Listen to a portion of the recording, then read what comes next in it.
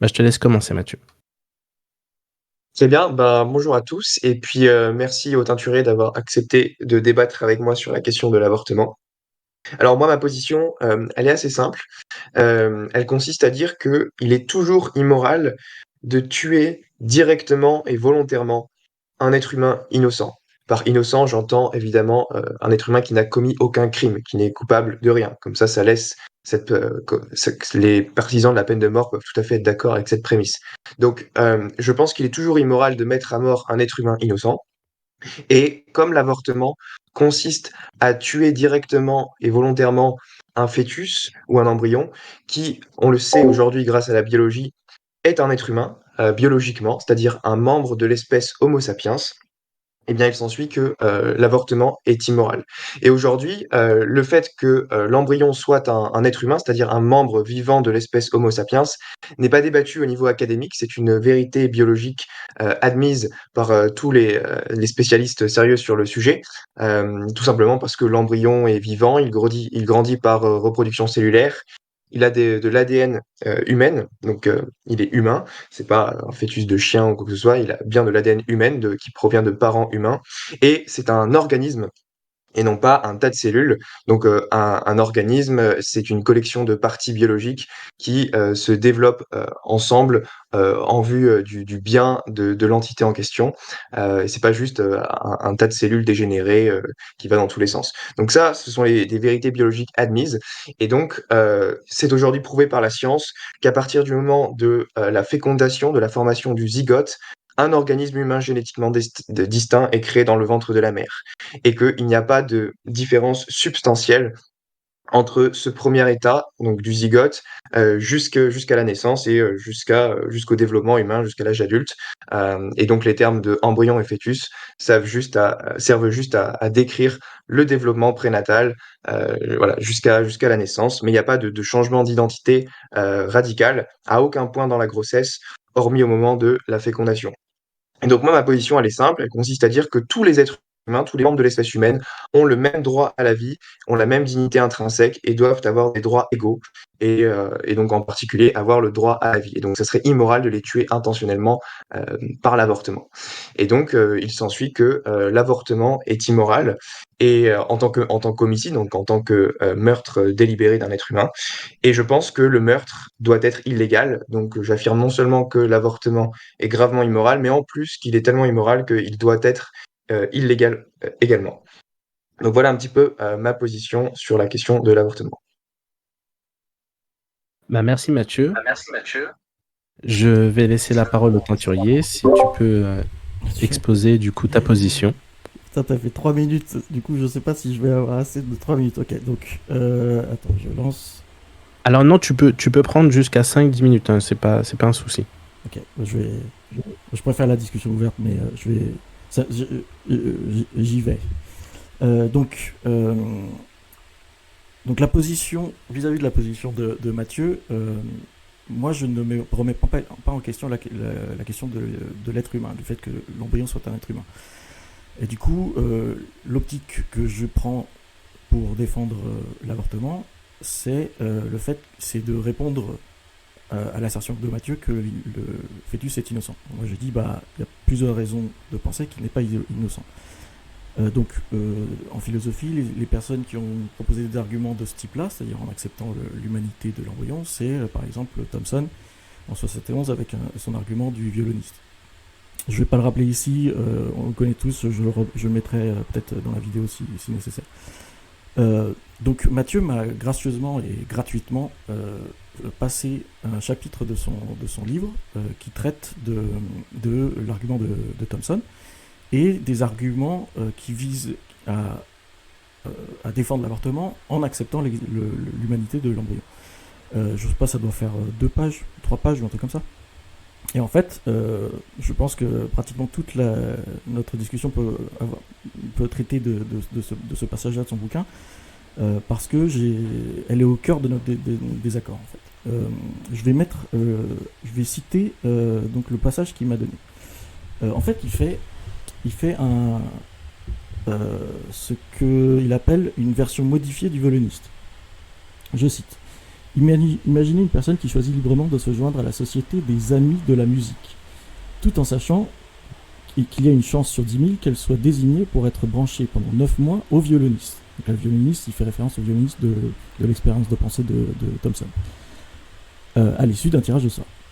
Certainement, elle ne désire pas être branchée au violoniste, mais elle considère que le risque en vaut la chandelle, puisqu'elle peut profiter des plaisirs que lui offre la société des amis de la musique, analogue au plaisir de l'acte sexuel, tout en sachant qu'il y a peu de chances qu'elle soit tirée au sort.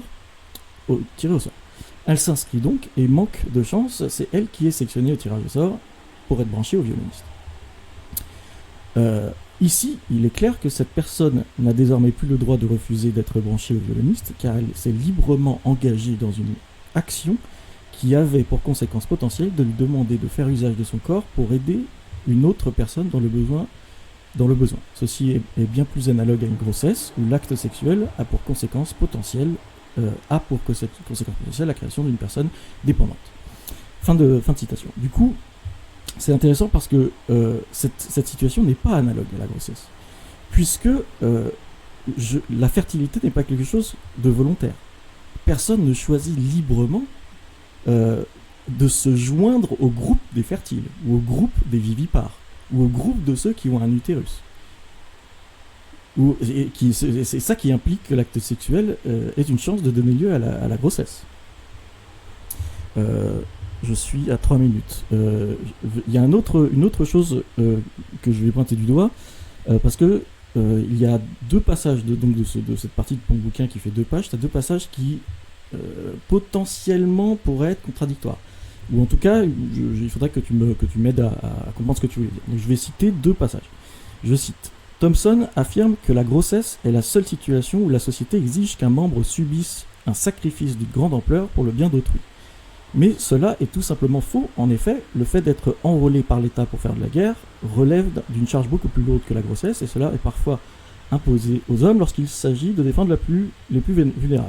Il est donc manifeste que la grossesse n'est pas le seul exemple où la société nous demande d'utiliser notre corps pour le bien commun et pour la protection des innocents.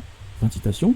Ça, c'était le premier passage. Deuxième passage, c'est un peu plus tard dans le chapitre. Citation. Nous sommes d'accord avec Thomson que le don d'organes doit rester quelque chose d'optionnel. En revanche, nous nions que la grossesse soit semblable au don d'organes. Point. En clair, nos organes ont tous leur propre finalité. Même d'un point de vue non religieux, cela est évident. Mon cœur sert à pomper le sang, mes poumons servent à respirer de l'air pour mon corps, mes yeux servent à voir, etc. Chacun de nos organes a sa propre finalité pour servir au bon fonctionnement de mon corps. C'est pour cela que le don d'organes doit toujours rester quelque chose d'optionnel. Personne n'a à vous forcer à donner votre sang ou vos reins pour sauver le violoniste, même s'il est dans le besoin. Tout simplement parce qu'on n'a pas à imposer aux gens de faire usage extraordinaire de leurs organes.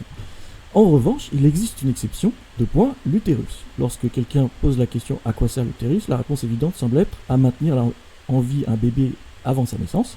L'utérus est le seul organe, avec peut-être le sein féminin, spécifiquement conçu pour la survie d'une autre personne dans sa fonction naturelle. Mais justement, si l'utérus est naturellement fait pour subvenir aux besoins vitaux d'une autre personne, l'enfant en question n'a-t-il pas droit à cet organe qui est destiné pour lui? Donc là, dans ces 2 passages, on a l'affirmation de Thomson qui dit que la grossesse est la seule situation où la société exige un membre fasse un sacrifice d'une grande ampleur pour le bien d'autrui, et tu dis que non, c'est pas le cas, et tu donnes l'exemple de l'armée, alors que plus tard tu dis qu'il y a bien une exception avec l'utérus et potentiellement le sein féminin. Ok, je m'arrête là. Ok, merci beaucoup le teinturier. Je vous propose de rentrer dans une phase d'interaction où je vous laisserai la parole, et puis je modérerai mais je pense pas que ça va arriver si besoin. Du coup, le teinturier, là, tu n'as pas donné d'argument formel pour défendre la licéité morale de l'avortement. Donc, est-ce que tu voudrais redonner le syllogisme que tu avais donné la dernière fois sur le fait que tu penses que l'embryon est un parasite et qu'une mère a le droit de se débarrasser de n'importe quel parasite qui réside au sein de son corps? C'est bien ça ton syllogisme Alors, d'avant? c'est pas ça, mais du coup, j'en ai 3 des syllogismes maintenant. Mais je peux te redonner juste celui-là, si tu veux. Donc, c'était... Oui, tu peux le mettre dans le... D'accord. Donc là, je lis ton syllogisme. Prémisse 1, j'ai le droit, et il n'est pas immoral, de faire le nécessaire pour retirer un corps étranger de mon corps quand il porte atteinte à mon intégrité physique. Prémisse 2, le placenta humain porte atteinte à l'intégrité physique de la mère. Conclusion, donc la mère a le droit, ou du moins il n'est pas immoral, de faire le nécessaire pour retirer le placenta de son corps. Euh, c'est bien ça. C'est ça. D'accord.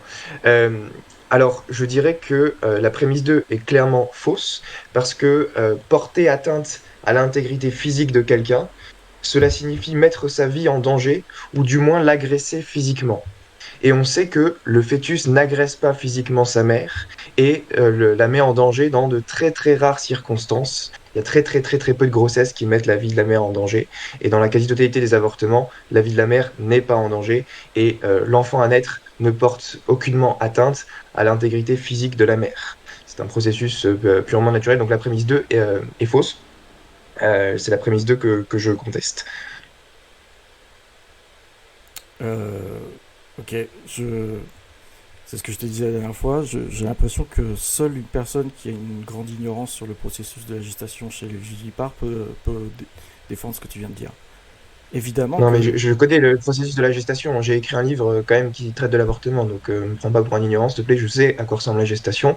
C'est la question, c'est qu'est-ce que porter atteinte à l'intégrité physique d'autrui? C'est une question, c'est ça la question qui nous intéresse. C'est qu'est-ce que tu entends par porter atteinte à l'intégrité physique de la mère? Parce que moi, quand j'entends porter atteinte à l'intégrité physique, j'entends l'expression mettre en danger sa vie ou du moins l'agresser physiquement. Si je vais dans la rue et que je porte atteinte à l'intégrité physique de quelqu'un, ça veut dire que je l'agresse physiquement ou que je mets sa vie en danger. C'est ça que ça veut dire, de manière commune, porter atteinte à l'intégrité physique de quelqu'un. Et donc c'est faux de dire que l'enfant à naître porte atteinte à l'intégrité physique de sa mère. les biologistes, quand ils décrivent le comportement du placenta, ils parlent d'un système parasitique. Ils parlent de quelque chose d'invasif. Donc c'est pour ça que je t'encourageais à rechercher, à savoir pourquoi est-ce que les êtres humains, certains primates, certaines chauves-souris, etc., ont des règles et pas le reste des mammifères. C'est justement l'explication qui est donnée, c'est parce que le placenta chez ces espèces-là est beaucoup plus virulent, beaucoup plus invasif que dans d'autres espèces mammifères. La première chose que font au premier stade de développement de l'embryon, il devient un blastocyste. Quand il arrive sur l'endomètre de la mère, de l'utérus pour s'implanter, il a une partie de ses tissus qui s'appelle les trophoblastes, en fait, qui se séparent de l'embryon pour venir envahir l'endomètre de la mère. La première chose qu'ils font, c'est ils s'attaquent aux artères spirales de l'endomètre de la mère pour les rompre, pour les faire saigner et pour commencer à pouvoir avoir accès aux nutriments de la mère. Donc déjà ça, en fait, ça suffit pour dire qu'on porte atteinte à son intégrité physique, puisqu'on l'a fait saigner. Très, très concrètement, on l'a fait saigner. Ensuite, c'est beaucoup plus compliqué que ça, puisque les trophoblastes, en fait, vont coloniser le corps de la mère. C'est-à-dire qu'ils vont rentrer dans le corps de la mère et ils vont s'exporter. Par exemple, on retrouve des trophoblastes dans les tissus nerveux, dans les tissus lymphatiques, etc. Ils vont faire tout un tas de choses qui sont importantes pour la gestation. Ils vont sécréter des hormones qui vont avoir un effet immunosuppresseur. C'est de cette façon-là que la mère ne va pas, le système immunitaire de la mère ne va pas rejeter l'embryon. C'est parce que en fait, les trophoblastes vont interagir avec le système immunitaire de sorte à ce qu'ils ne le rejettent pas. Ces trophoblastes vont aussi sécréter des hormones qui vont interagir avec le système de pression, enfin l'équilibre, l'homéostasie de la pression artérielle de la femme, en particulier la différence entre les vaisseaux sanguins qui affluent et qui afférents à l'embryon et ceux du reste de l'organisme. Donc ils vont faire en sorte d'augmenter le débit artériel quand il s'agit de nourrir l'embryon, tout en baissant le débit artériel pour tout le reste du corps. Et même chose pour la glycémie, c'est-à-dire qu'ils vont faire quelque chose qui va rendre la mère insensible à l'insuline. Je rappelle le passage, l'insuline, c'est l'hormone qui permet au glucose qui est dans le sang de passer dans les cellules. Et donc en fait, ça va maintenir artificiellement la glycémie élevée pendant une longue période, même après la prise de nutriments, pour maximiser la quantité de glucose qui va être donnée au fœtus et non pas à la mère. Tous les éléments que je viens de décrire voient une réaction opposée de la mère, c'est-à-dire que la mère va, par exemple, augmenter sa sécrétion d'insuline pour essayer de combattre le fait que le fœtus est en train d'essayer de récupérer tous les aliments et tous les nutriments. La mère, elle va faire en sorte qu'il y ait quand même une partie de nutriments qui va pour elle. La même chose pour la pression artérielle, la mère va sécréter des hormones pour combattre le fait que sa pression artérielle, etc. Toutes ces choses-là donnent, dans certains cas, c'est le cas général, et dans certains cas, ça donne lieu à des problèmes de santé qui sont la prééclampsie, dans 5-7% des cas, je crois, et le diabète gestationnel dans 6 à 9% des cas, si je me souviens bien. Donc, toutes ces choses-là. Mais Vas-y. tu cites des cas comme la prééclampsie ou des choses comme ça qui arrivent rarement. Et quand ça arrive, moi, je suis tout à fait favorable au fait qu'on puisse faire une césarienne pour essayer, pour sauver la mère et puis pour essayer de sauver la vie de l'enfant. Donc, je suis pas en train de dire que toute grossesse, en toutes circonstances, doit être menée à terme. S'il y a vraiment l'intégrité physique de la mère qui est en jeu et que la mère est en danger, eh bien, oui, je pense que c'est moralement permis de faire une action qui sauve la mère, qui la protège, tout en essayant de sauver l'enfant à côté. Ce que je dis, c'est qu'il est toujours immoral d'avoir l'intention de tuer l'enfant à naître. Et j'ai pas Là, l'impression que tu tu repasses sur réponds ton à argument. Là. cet objectif. Non, non, parce que je réponds à ton, Je ton défendais ma prémisse 2. c'est-à-dire que toi, tu dis qu'en en toute circonstance, si j'ai bien compris, l'enfant à naître porte atteinte à l'intégrité physique de la mère et que l'embryon est comme une forme de parasite. C'est bien ça ta position. C'est la Oui. position des biologistes. Quand ils décrivent le comportement du Non. placenta, ils parlent de quelque chose de parasitique. Est-ce que tu peux me citer un seul manuel d'embryologie qui affirme que l'embryon est un parasite? Parce que Non, la définition d'un parasite, attention. tu la connais? J'ai pas dit l'embryon est un parasite. Je fais attention à mon langage exprès pour ça. J'ai dit les biologistes décrivent le comportement du placenta comme parasitique. Okay, là j'ai plein de citations à te donner, je les ai listées. Tu veux que je les donne maintenant? Mais je te parle pas du placenta. Moi, je te parle de l'enfant à naître, d'accord? Je te parle pas du placenta ou des choses comme ça. Est-ce que l'enfant à naître, en tant que tel, porte atteinte à l'intégrité physique de la mère? Est-ce qu'il agresse sa propre mère? Est-ce qu'il la met en danger? Des choses comme ça. Tu peux pas me dire que tu parles pas du placenta, puisque le placenta, c'est ce dont je traite dans ma prémisse numéro 2. Soit on parle de ton argument, soit on parle du mien. Si on parle du mien, t'es obligé de parler du placenta, puisque c'est de ça dont je parle, moi.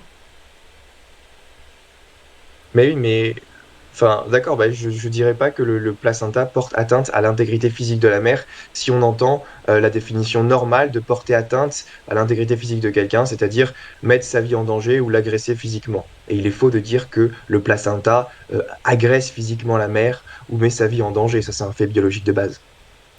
Il me semblait que toute la défense que je viens de faire de ma prémisse 2, je pense que les auditeurs se décideront. Mais non, mais enfin, là pour le coup, c'est un fait bien connu que les cas de grossesse qui mettent la vie de la mère en danger sont très très rares. Et toi, tu es en train de dire que c'est le cas de toutes les grossesses. De Encore toutes une les fois, grossesses. ma prémisse 2 n'est pas que le placenta met la vie de la mère en danger, c'est le cas dans quelques cas. Ma prémisse 2, c'est qu'elle porte atteinte à son intégrité physique. Ok, donc à tout le monde une définition rigoureuse du concept de porter atteinte à l'intégrité physique de. Mets-le dans le chat, s'il te plaît. Ok. Parce que ton argument, du coup, il implique aussi que l'accouchement porte atteinte à l'intégrité physique de la mère. Et donc, ce serait moralement permis de buter le gosse pendant l'accouchement. Permis de buter. Personne ne parle de permettre de buter le gosse là. Moi mon argument, il conclut à le fait de retirer le placenta de la mère. Oui, mais si retirer le placenta de la mère, ça implique la mort de l'enfant, eh bien, en termes de proportionnalité morale, tu dois pas. Si tu fais une action qui mène à la mort d'autrui et qu'il n'y a pas de raison proportionnelle de le faire, alors il ne faut pas commettre cette action. Alors, tu sais, ça fait partie, parce que j'avais aussi écrit des questions. J'ai combien de questions Combien j'en ai 5. J'ai 5 questions à te poser. Bon, on en parlera après. Mais là, du coup, tu m'as donné la définition que tu entends par porter atteinte à l'intégrité physique de. Donc, tu dis un organisme A différent d'un organisme B qui vit à l'intérieur de l'organisme B et qui survit en consommant les nutriments se trouvant dans le sang de l'organisme B porte atteinte à l'intégrité physique de l'organisme B. Alors, je connais personnellement personne qui défend cette définition de porter atteinte à l'intégrité physique d'eux. Mais dans ce cas-là, je rejetterai tout simplement ta prémisse 1 initiale. Donc si, Ok. si c'est ça que tu vas porter atteinte à l'intégrité physique d'eux, je dirais que ça reste immoral euh, de, de, de, co- de commettre un avortement, c'est-à-dire de... Parce que l'avortement, c'est pas juste retirer le placenta, hein. C'est activement démembrer Oui. le Bah, du fœtus coup, du coup, on y revient. qui réside dans le ventre de la mère. On y revient. C'est-à-dire que Et moi, donc, la question que je voulais te poser, c'est si on avait la technologie pour faire des avortements qui ne tuent pas ou qui ne démembrent pas le fœtus, est-ce que du coup, tu arrêterais d'être anti-avortement? Non, parce que je pense que l'enfant à naître a un droit naturel au seul organe qui lui est naturellement destiné, à savoir l'utérus de la mère. La seule finalité, la seule fonction de l'utérus, c'est de maintenir un enfant à naître pendant la grossesse. Un enfant a le droit, de la même manière qu'un enfant a un droit naturel au sein maternel. Quand un enfant naît, il a un droit à faire usage du corps de sa mère encore, à savoir son sein. Il a le droit à l'allaitement. Et donc, par exemple, je pense qu'on devrait punir légalement une mère imaginons qu'il n'y ait pas de lait en poudre dans les alentours, une mère qui refuse de nourrir son enfant avec son lait maternel. Ça serait un acte criminel parce que l'enfant a un droit naturel euh, au sein maternel. Est-ce que tu penses que la loi doit s'appliquer à tout le monde de manière égale? Je pense que la loi a pour but de régir ce qui relève du bien commun, et donc toute action qui est gravement contraire au bien commun doit être illégale. Et je pense que le meurtre est gravement contraire au bien commun, et par conséquent que le meurtre doit être illégal. Si tu réponds pas à la question. C'est quoi ta question du coup? Est-ce que tu penses que la loi doit s'appliquer à tout le monde de façon égale, égalitaire, et que l'État doit faire en sorte que tous ses citoyens tombent sous la même législation?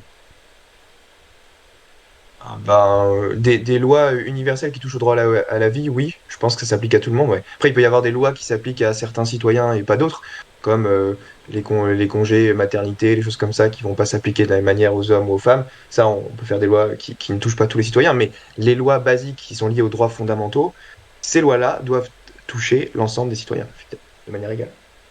Ok. Est-ce que tu penses qu'il est permis pour un individu de d'atteindre l'intégrité physique d'autrui?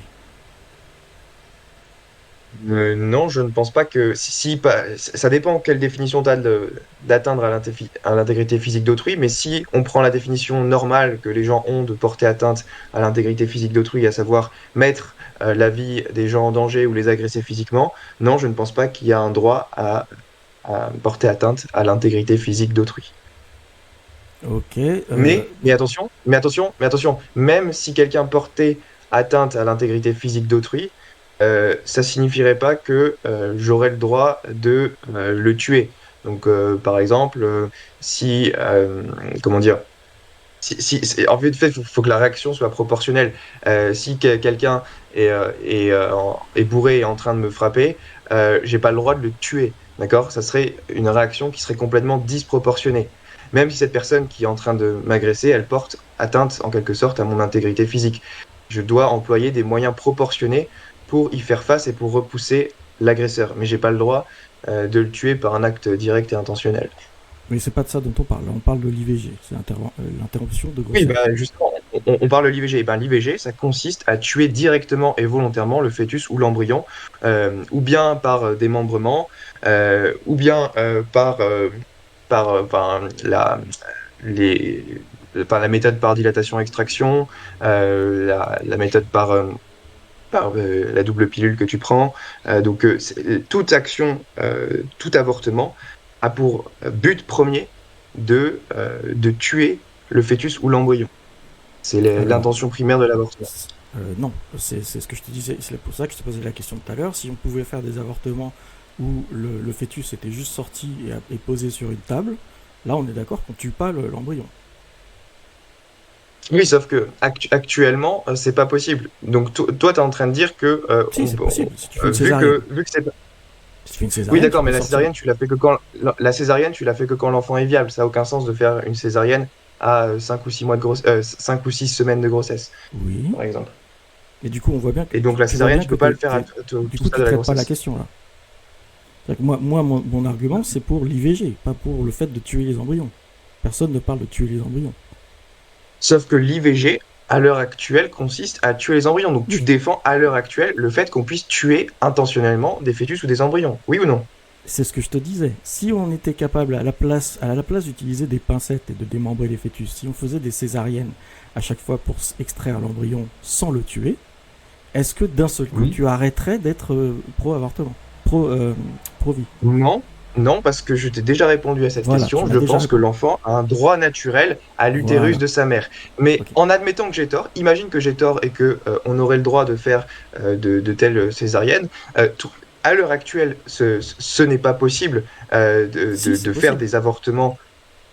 Non, pas au stade où l'enfant n'est pas viable. Je suis désolé, à 5 ou 6 semaines de grossesse, fais pas de césarienne. Tu pratiques Non, mais c'est un possible. avortement médicamenteux. Tu peux faire une césarienne. Donc ta position, elle consiste à dire que aujourd'hui, il faut arrêter de pratiquer des avortements médicamenteux ou par aspiration ou par dilatation-extraction. Il faut faire des césariennes à chaque fois. C'est ça que tu es en train Non, de dire. non, non. J'essaie de. Ben alors, j'essaie- est-ce que tu défends... Attends. Réponds à ma question. Est-ce que tu défends à l'heure actuelle le fait qu'on puisse démembrer l'enfant à naître dans l'utérus de sa mère? Donc activement le tuer. Est-ce que tu défends ça? Je défends très précisément ce qui est défendu dans mon argument, c'est que la mère a le droit de faire le nécessaire pour retirer le placenta de son corps. C'est ça que je Et défends. si faire le nécessaire, attends, et si faire le nécessaire, ça implique de démembrer activement son gosse, tu seras d'accord. Bah là, ça l'implique parce que c'est une nécessité, c'est ce que tu disais. C'est que comme de toute façon, on sait que l'embryon pas viable, il va mourir, bah autant faire quelque chose qui est moins, qui n'endommage moins le corps de la mère. Parce que la césarienne, ça, c'est une incision de la paroi abdominale, tu coupes les muscles et puis tu coupes l'utérus, quoi. Donc c'est beaucoup plus invasif, c'est beaucoup plus dangereux. Et donc, toi, si on n'avait pas moyen de faire des césariennes, ton argument, il justifierait l'avortement jusqu'à 9 mois. Parce que Oui, le oui. placenta, selon toi, il porte atteinte à l'intégrité physique de la mère jusqu'à 9 mois de grossesse. Oui, oui, bien sûr. Et tu te rends compte à quel point c'est moralement abominable de défendre l'avortement jusqu'à 9 mois? Oui, enfin, tu sais, moi, les appels à ce qui est moralement abominable venu des théistes, je peux.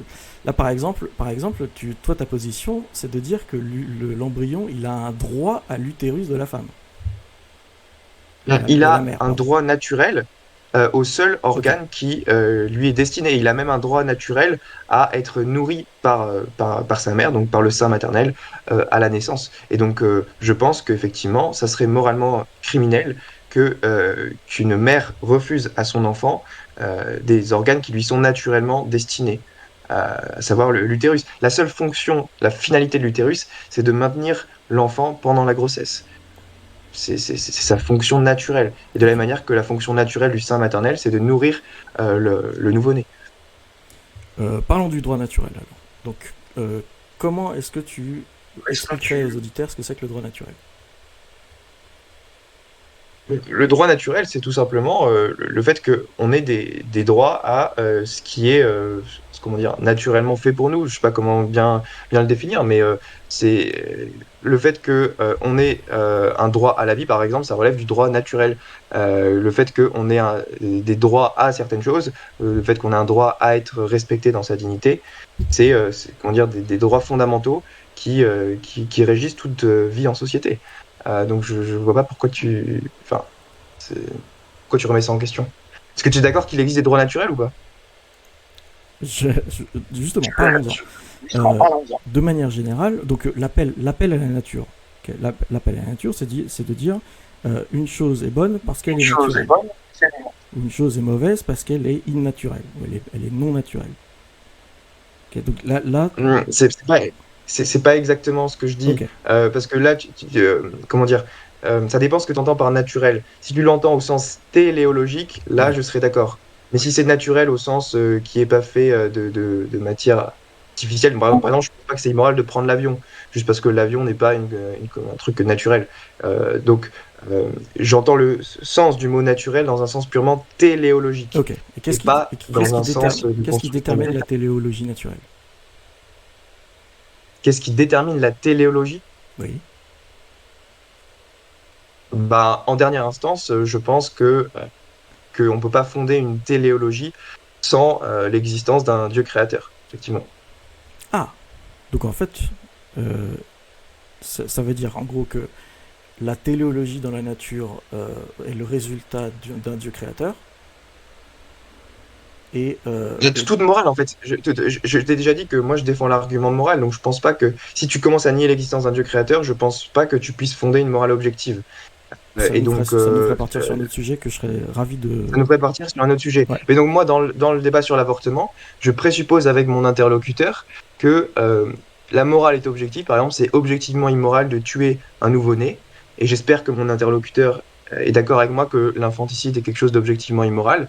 Et à partir de ce point d'accord, j'essaye de montrer qu'il n'y a pas de différence significative entre l'exécution d'un nouveau-né et l'exécution d'un fœtus. Voilà, il n'y a pas de différence de statut moral entre les deux. Et donc, j'ai pas besoin de faire directement appel à Dieu pour convaincre mon interlocuteur non religieux que l'avortement est immoral. Même si, en dernière instance, je pense que toute loi morale objective doit se fonder sur Dieu.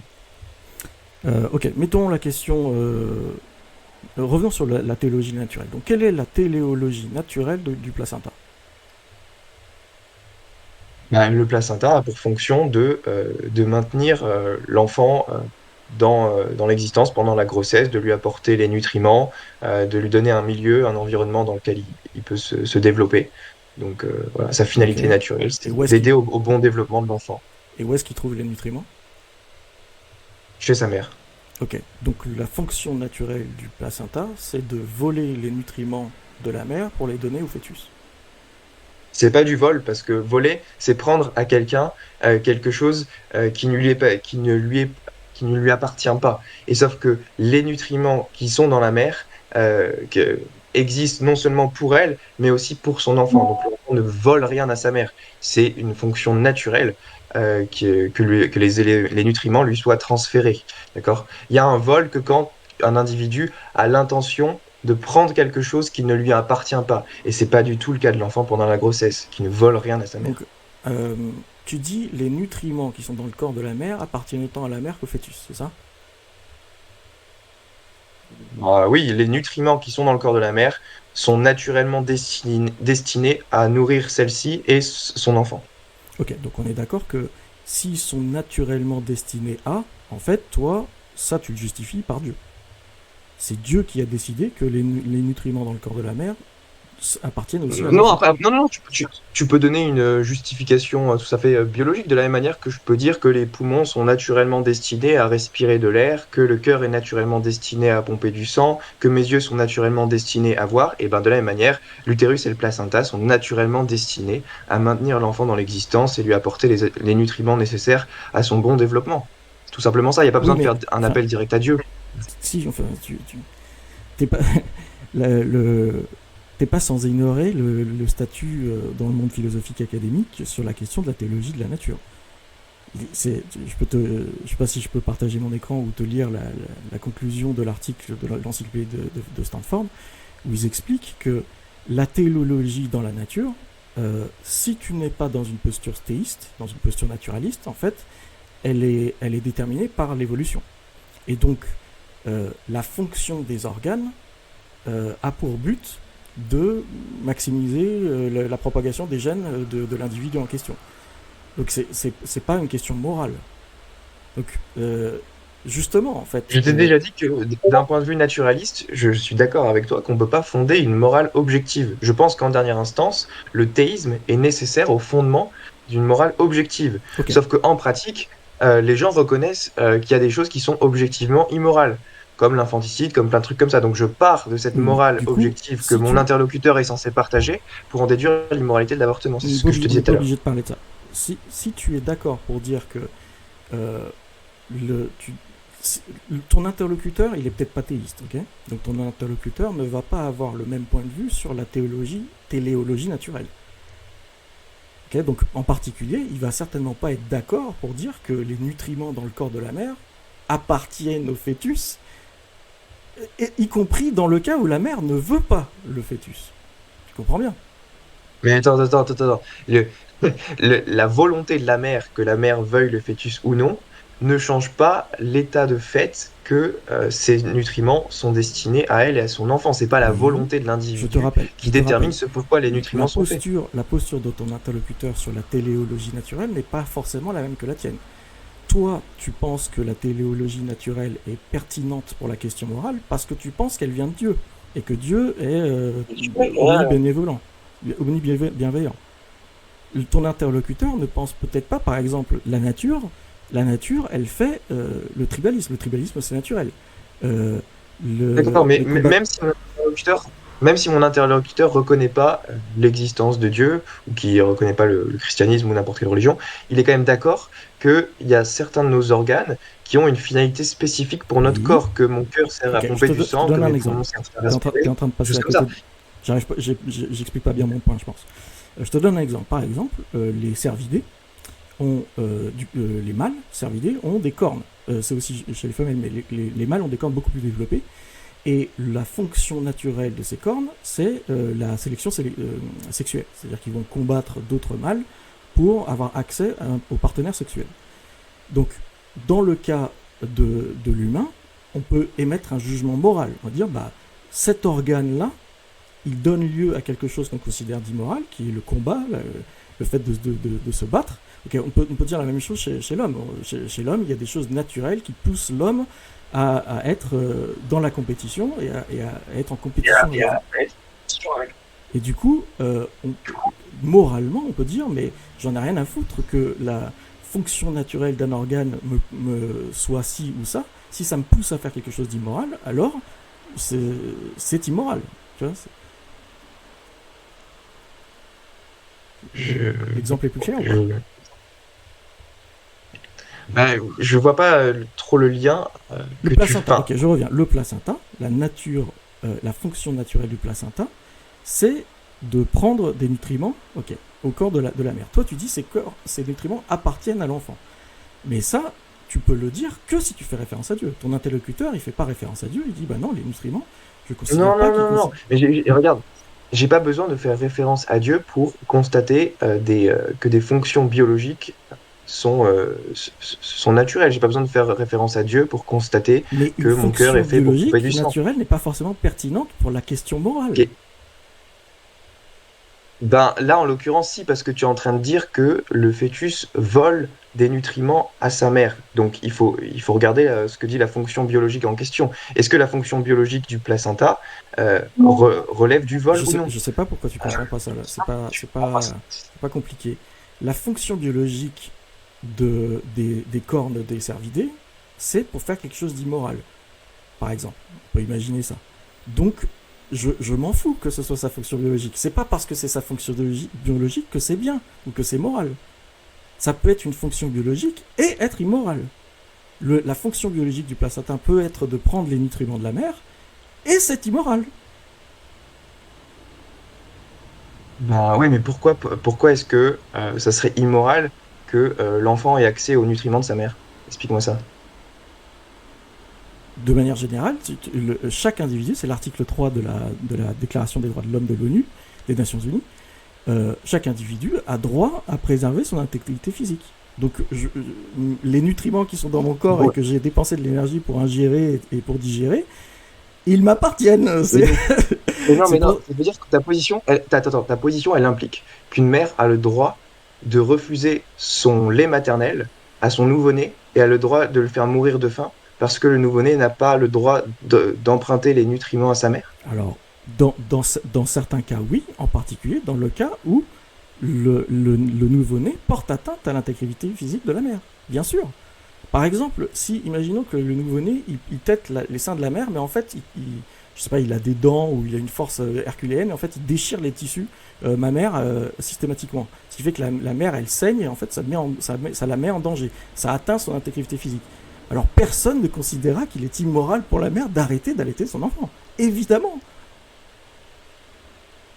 Non, mais est-ce qu'une mère sera obligée, par un moyen ou un autre, de donner son lait maternel à son enfant à travers un biberon, qu'elle se presse les seins, par exemple, pour nourrir son nouveau-né, s'il n'y a pas de lait en poudre aux alentours? Est-ce qu'elle a l'obligation morale de faire ça, oui ou non? Est-ce que l'enfant a le droit naturel de prendre le lait maternel qui lui est destiné? Ça dépend. Là, on rentre sur une question. Alors, premièrement, je dirais que vu qu'il est légal dans la plupart des pays de l'OCDE, en tout cas, c'est légal dans la plupart des pays en Europe, de faire un accouchement sous X ou de faire ce qu'ils appellent baby box ou ce qu'ils appellent safe haven laws. Donc, il est possible de d'abandonner ton enfant légalement. C'est protégé par la loi.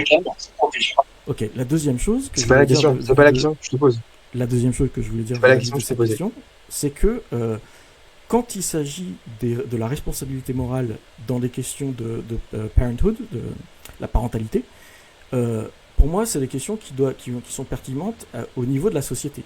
C'est-à-dire qu'on considère, on donne un certain statut au rapport entre les parents et leurs enfants du point de vue de ce qu'on s'attend au niveau sociétal. C'est-à-dire qu'on s'attend d'eux qu'ils fassent des citoyens, qu'ils leur donnent le maximum de chances dans la vie, qu'ils ne les malnourrissent pas, qu'ils ne les maltraitent pas, etc. etc. Donc il faut passer à un échelon supérieur, tu vois ce que je veux dire? Donc la question que tu poses dépend de quelle est l'analyse qu'on fait à l'échelon supérieur. Et donc ce sera des questions qui vont faire entrer des critères de natalité, des critères de démographie, enfin tout plein de critères qui viendraient complexifier toute notre conversation. Ok, donc je peux te poser quelques questions sur ta position pour bien comprendre. Est-ce que tu penses que on peut avorter jusqu'à 9 mois en toutes circonstances? Faire une interruption de grossesse, un IVG, interruption. D'accord. Est-ce que tu penses que une femme peut avorter à répétition autant de fois qu'elle veut? Tant que il y a un placenta atteint son intégrité physique, évidemment. Parce que tu vois, il y a le cas de Alisa Schwartz en 2008 qui, elle a fait exprès de se faire mettre enceinte plusieurs fois à l'université pour avorter derrière 9 fois à répétition et pour récolter les tissus fétaux pour son projet d'art à l'université. Elle voulait faire un projet d'art avec des restes de fœtus et du coup, elle a fait exprès de se faire mettre enceinte 9 fois d'affilée et d'avorter à répétition à la fin du mois. Et si ton argument est correct par rapport à ce que tu dis sur le placenta, du coup, ce qu'a fait Alisa Schwartz n'est pas immoral. Tout à fait.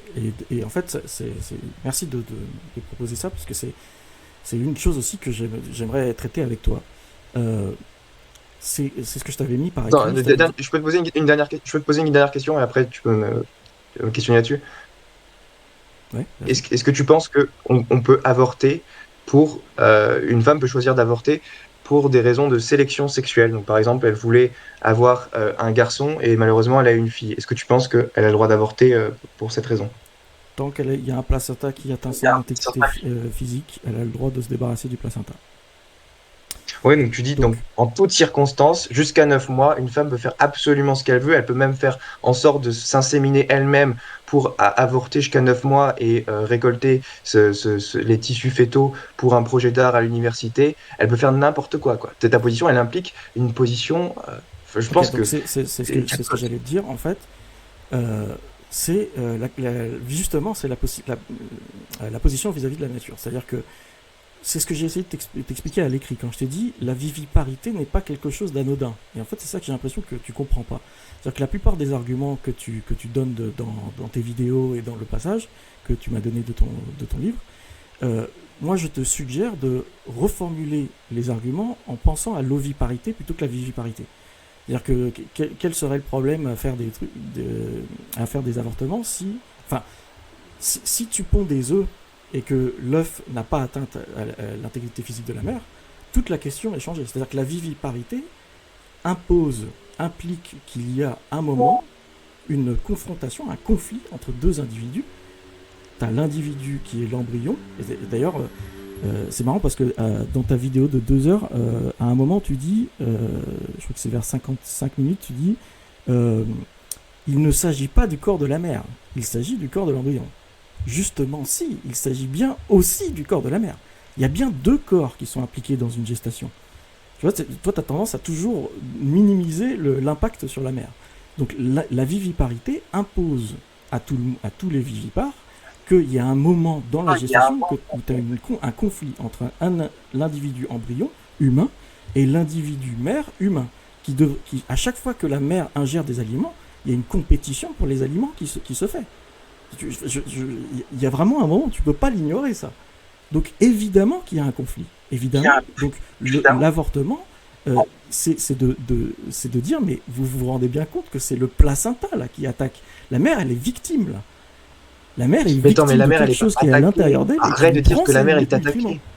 Attends, une grossesse, c'est pas une attaque, faut arrêter. Enfin, dis ça à n'importe quel biologiste, il va rigoler. Dis à un médecin qu'une grossesse, c'est une les attaque. biologistes décrivent le Délirant. comportement placentaire comme étant parasitaire, invasif. Mais non, mais aucun biologiste, aucun manuel d'embryologie dit que le fœtus ou que l'embryon est un parasite. Il faut arrêter Mais avec j'ai ça. jamais dit ça. Mais de dire que le placenta a un comportement parasitaire, ça veut dire en quelque sorte que le fœtus est un parasite. Faut pas jouer sur les mots. Moi, je pense que tu es dans le déni. T'es dans le déni là. Je vois pas d'autres possibilités en fait. Tu es en train de dire que l'enfant à naître attaque la mère. C'est toi qui t'emploies des mots délirants du genre le fœtus attaque la mère. La grossesse, c'est pas une attaque. Faut arrêter. Même s'il prend des nutriments à sa mère, il n'est pas en train de l'agresser, de l'attaquer. La première chose que l'embryon fait, c'est de faire saigner la mère. C'est la première chose qu'il fait. Et alors? Mais attends, mais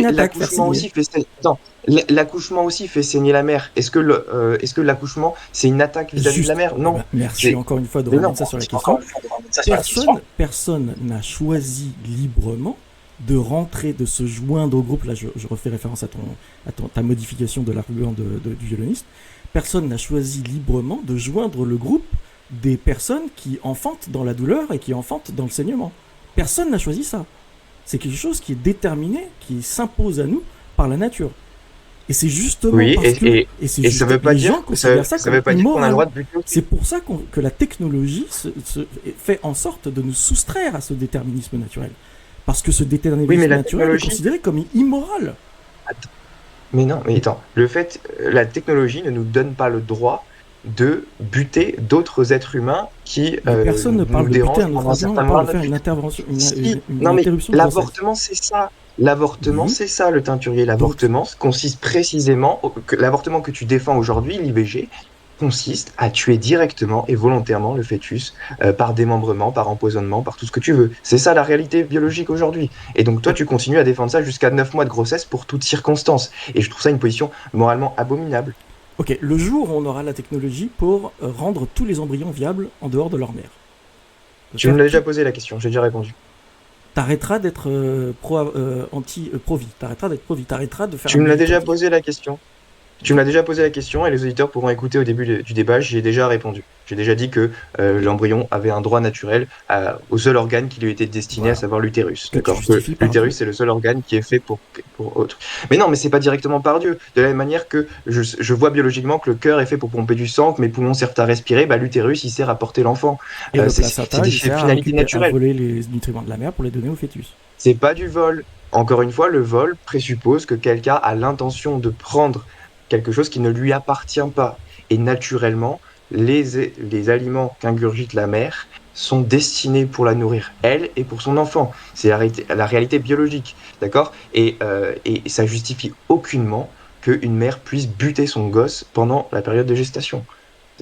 Mais d'ailleurs, personne défend ton argument au niveau académique. Donc peut-être remets-toi en question. S'il n'y a aucun philosophe pro-avortement qui prend ton argument au sérieux, c'est que y a peut-être un problème. Si littéralement personne au monde défend ta position. Tu sais que tu as pratiquement 70% des philosophes au niveau académique qui sont athées, hein, et qui pensent que Dieu, c'est une vaste blague. Et des philosophes, ça ne joue des philosophes qui étudient la question, non. Non, mais attends, mélange pas tout. Moi, je te parle pas de... Non. Attends, toi, je te dis pas que le pourcentage des philosophes va mener à la vérité sur telle ou telle question, d'accord? Donc même si c'est 70, 30, ça me dérange pas. Toi, ce que je dis, c'est qu'il y a littéralement personne, pas un seul philosophe académique qui défend la position que tu défends sur l'avortement. Et c'est quand même problématique. Je dis pas que ça implique que ta position est fausse, hein. Je dis pas que ça implique que ta position est fausse. Mais épistémiquement, c'est quand même très très improbable que personne ne la prenne au sérieux au niveau universitaire. Oui. Épistémiquement, c'est très improbable que le théisme soit vrai, vu que personne ne prend ça au sérieux au niveau universitaire. Ben ça c'est faux, ça c'est factuellement faux. Hein. Les philosophes théistes, il y en a plein qui... C'est vrai, ça fait bien sûr. C'est beaucoup. Mais 30%, même, alors déjà je conteste que ce soit 30%, mais même si c'était 30%, c'est pas zéro. Toi c'est littéralement zéro. Il y a personne qui défend ça, tu peux pas m'en citer. Là va falloir que tu... Citation needed. Va falloir que tu le montres ça, que c'est zéro. Hein. Parce que l'argument de Celui que tu viens de donner là, de sur le placenta, qui porte atteinte à l'intégrité physique de la mère, et donc on peut avorter jusqu'à 9 mois. Donne-moi un seul philosophe qui défend ça. Eh ben tant mieux, s'il y a personne, ça veut dire que je vais peut-être je vais peut-être récupérer le crédit de cet argument. Merci, très bien. Je vais peut-être donner une arme supplémentaire pour défendre Mais du coup, je la pense que les position gens verront pro-choix. que si tu as un argument qui implique qu'on peut avorter jusqu'à 9 mois en toutes circonstances, on peut avorter si on veut un garçon au lieu d'une fille jusqu'à 9 mois, qu'on peut avorter à répétition, qu'on peut même faire exprès de se faire mettre enceinte soi-même pour avorter derrière et récolter les tissus fétaux pour un projet d'art à l'université, si ta position elle implique ça, je pense qu'elle sera rejetée par 99% de nos concitoyens. Et ça ne me dérange pas parce que du Oui. coup, ça suffira à rendre Mais l'avortement tu sais que illégal. toi, ta position d'interdire l'avortement, elle est rejetée déjà par la majorité de la population. En Europe, C'est vrai, mais je pense pas qu'elle soit elle autant est rejetée acceptée que que dans les pays qui, oh, comme c'est bizarre, sont des théocraties où la majorité des gens sont des théistes. Comme c'est bizarre. D'accord, mais ma position, elle n'applique pas des choses moralement abominables comme avorter en toutes circonstances jusqu'à 9 mois, y compris pour des raisons de sélection sexuelle Ça dépend. et pour Là, faire t'es des en projets train de d'art à dire, l'université avec les restes de son enfant. t'es en Moi, train ma de dire position, elle que, implique. Attends. Ma position, elle implique qu'il faut respecter tous les êtres humains, indépendamment de leur taille, de leur niveau de développement ou de leur degré de dépendance. C'est une position qui est égalitaire, y compris la d'accord, mère, qui est humaniste. Oui, mais la mère a un droit à la vie tout autant que l'enfant. Les deux doivent être respectés, ils ont la même dignité. C'est pas une position moralement abominable que je défends là. Je défends qu'il faut elle tuer a un personne, droit. que tous les deux ont un droit à la vie. La partie qui est abominable dans ta position, c'est qu'en fait, la mère, tu lui donnes un droit à la vie, oui, mais tu lui donnes pas un droit à l'intégrité physique. Parce qu'en fait, tu considères qu'elle a un organe qui est dédié ou qui ne lui appartient pas. C'est-à-dire qu'il y a une autre personne qui a un droit sur son organe à elle. Mais bien sûr, C'est le abominable. sein maternel, mais un nouveau-né, il a un droit naturel au sein maternel et c'est pas une abomination que de dire ça. Bah écoute, on L'allaitement laissera n'est les pas une auditeurs abomination. décider de Bah oui, on laissera l'abominable. les auditeurs trancher, je pense que. Exactement. Alors Je pense qu'ils en diront. je vais reprendre la parole. Je vous remercie d'avoir exposé vos positions et pour cet échange. Ce que je vous propose pour clôturer et terminer cet échange, c'est de prendre peut-être 2 ou 3 minutes chacun. On va partir sur 3 minutes pour à la fois synthétiser ce que vous avez exposé et vos objections, synthétiser aussi vos objections vis-à-vis de la position adverse. On peut prendre 3 ou 5 minutes. Qu'est-ce qui vous semble le mieux adapté? Bon, on verra en fonction du temps. C'est dommage Mais parce vas-y, tu peux commencer. il y avait possibilité d'élargir le débat potentiellement.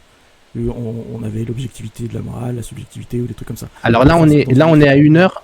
Ouais, là, on est déjà à presque 1 heure de débat. Ce qu'on peut faire, c'est qu'on peut peut-être reporter ces autres sujets une prochaine fois. Ok, bah 3 minutes. Ça sera intéressant d'ailleurs sur l'objectivité de la morale, peut-être pour une prochaine fois. Donc, je te laisse commencer, le teinturier. Attends, parce que c'est lui qui avait commencé, donc c'est lui qui commence aussi pour le... Vas-y, commence-toi. Oui, je commence. Ouais, donc c'est dommage parce que du coup, il y a des questions qu'on n'a pas abordées. C'est-à-dire que... Ou pas vraiment. C'est-à-dire que moi, j'ai l'impression qu'il y a une contradiction dans les 2 pages que tu m'as données. Bon, c'est un peu plus complexe que ça. C'est des chances que tu puisses facilement expliquer la chose de sorte à que ce soit pas contradictoire, hein, je dis pas. Mais c'est potentiellement problématique. Cette fameuse exception. Attends, il y a un écho. Est-ce que tu peux couper ton micro, Mathieu, s'il te plaît? Oui, pardon. Cette exception qu'il y a vis-à-vis de l'utérus, qui vient bien affirmer confirmer ce que Thomson affirme. Je rappelle, je te cite, Thomson affirme que la grossesse est la seule situation où la société exige qu'un membre subisse un sacrifice d'une grande ampleur pour le bien d'autrui. Et tu dis non, c'est faux, c'est par exemple dans le cas de l'armée. Mais juste après, ou plus tard dans le passage, tu dis l'utérus est bien une exception. Et effectivement, c'est une exception qui pose problème. C'est pour ça que moi je pense que dans le futur, l'humanité fera en sorte de se soustraire à ce déterminisme naturel qui nous pousse à faire de la gestation. D'ailleurs, c'est déjà ce qu'on voit avec la gestation pour autrui. Ça veut bien dire qu'il y a des gens qui disent « mais j'ai pas envie de faire une gestation. J'ai envie d'avoir des enfants sans avoir besoin de faire une gestation. » Et ça, c'est juste dire « la nature nous a fait comme ça, mais la nature, c'est pas parce que la nature nous a fait comme ça que c'est moral. » Okay. Et c'est dommage aussi parce qu'on n'est pas revenu vraiment sur la modification que tu fais de l'argument du violoniste, où en fait tu reproches à Thomson de faire une analogie qui qui est une fausse analogie. Mais du coup, toi, tu fais une analogie de ton côté qui est aussi une fausse analogie. Donc, c'est ce que je disais. Personne ne choisit librement de joindre le groupe des fertiles. Une autre question que je voulais te poser, tiens, je pourrais aussi dire ça, les questions que je voulais te poser. Je les avais écrits. Attends.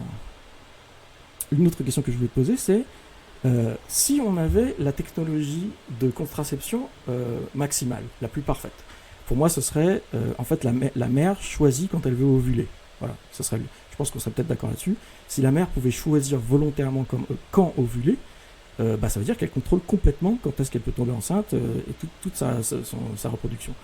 Est-ce que à ce moment-là, il serait toujours pertinent de défendre l'avortement ou de militanter pour ou contre? La question se reposerait.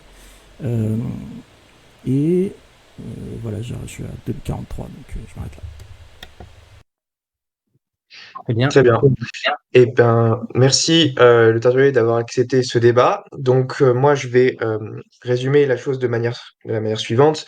Ma position, comme je l'ai dit au début, consiste à dire que il est immoral de tuer directement et volontairement un être humain innocent.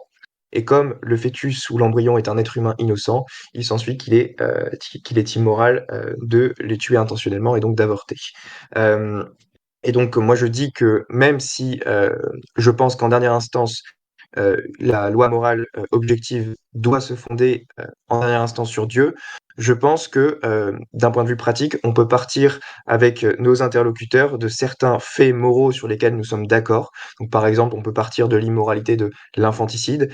Et moi, mon argument, il consiste à dire qu'il n'y a pas de différence significative entre le fœtus et le nouveau-né, qu'il n'y a que 4 différences entre les deux: la taille, le niveau de développement, l'environnement et le degré de dépendance, et qu'aucune de ces 4 différences ne justifie de le tuer directement et volontairement. Et donc, par conséquent, je pense que l'avortement est gravement immoral, et je trouve que la position du teinturier non seulement est fausse parce que sa définition de porter atteinte à l'intégrité physique de la mère est erronée. Dans les définitions normales, porter atteinte à l'intégrité physique de quelqu'un, ça veut dire mettre sa vie en danger ou l'agresser physiquement. Et la grossesse n'agresse pas physiquement la mère et dans la quasi-totalité des cas ne met pas sa vie en danger, même s'il peut y avoir certains désagréments pendant la grossesse, ça je ne le nie pas, mais ça ne justifie pas l'exécution intentionnelle de son enfant. Et je pense que la position du teinturier mène à des conclusions que lui-même a admis, qui sont moralement abominables, comme le fait que l'on peut avorter jusqu'à 9 mois en absolument toutes circonstances, qu'on a le droit d'avorter 1 minute avant l'accouchement et pas 1 minute après, qu'on peut avorter à répétition autant de fois qu'on veut, qu'on peut aussi avorter pour des raisons de sélection sexuelle, si on préfère avoir un garçon au lieu d'une fille par exemple, ou qu'on peut avorter juste pour réaliser un projet d'art à l'université en récoltant les restes fétaux de son avortement. Donc tout ça, je pense que c'est des positions qui sont moralement abominables, et que la plupart de nos auditeurs seront d'accord sur ce point, que si la position du teinturier est vraie, alors elle mène à ces conclusions moralement abominables. Et comme ces conclusions sont rejetées par presque tout le monde, je pense que la plupart des gens rejetteront la position du teinturier sur ce point. Je vous remercie de m'avoir écouté, et merci au teinturier d'avoir accepté ce débat. Merci à vous deux, et puis on planifie un prochain débat pour les questions de l'objectivité et de la morale. Merci à tous. Avec plaisir.